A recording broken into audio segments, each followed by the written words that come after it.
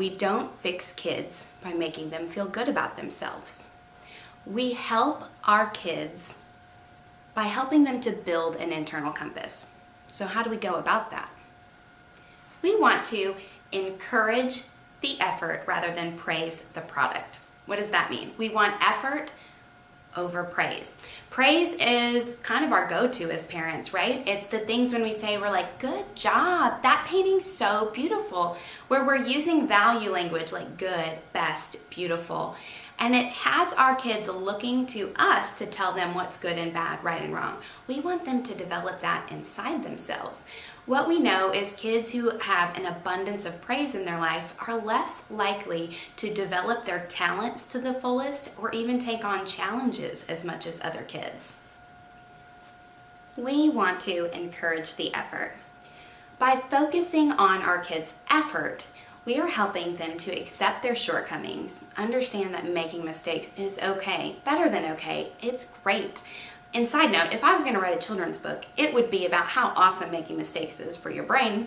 It also helps our kids to build confidence, to build persistence, to realize that their contributions to the world, to your family, are important. It's about growth. So here I'm going to give you some examples of how we highlight the effort, and I'm going to put several more down in the information along with some links to resources about this also. It's saying things like, "You did it!" "Oh, you worked so hard on that, even though it didn't turn out how you wanted it to." See, we're even when our kids are disappointed, because we know they're not going to succeed every single time, we want them to be able to handle that failure. We're bringing in a little emotion with that one. We also say things like, "I am confident that you'll figure this out." Returning that responsibility to our kiddos so that they can figure it out. And even things like, "I really appreciate, thanks for picking up all the dishes. I noticed you do that." And you'll see that when you notice kids doing these kind of things around the house, helping out, contributing to the family, they'll start to do it more. And if you have multiple kiddos, then the other kids are going to say, "Oh, did you see that? Mom noticed that he did that. I'm going to do that too." Kids like to be noticed for their effort, and this is how we help to grow our kids. Dr. Carol Dweck did a research study where she had 400 fifth grade students, and they split them up into two groups.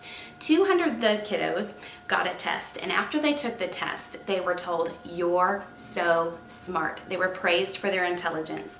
The other half of the kiddos were given the same test, and they were encouraged for their effort. They were told, "Wow, you worked so hard on that." Then they took all these kids and they presented them with two options. They presented them with an easier option or a harder option.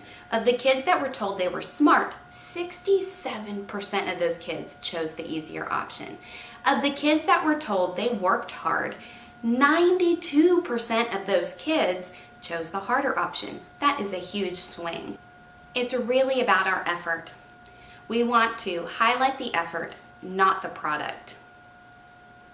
And our best effort, I hate even using the word best, our effort changes day to day. Some days I wake up on the wrong side of the bed and I'm just doing great to make sure that everybody is alive and fed at the end of the day.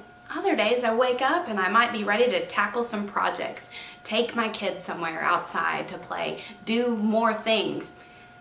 And it doesn't make one day good or one day bad. We are not machines. We're not robots, and neither are our kids.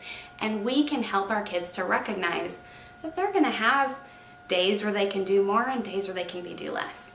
And that's why we're highlighting the effort, not the output.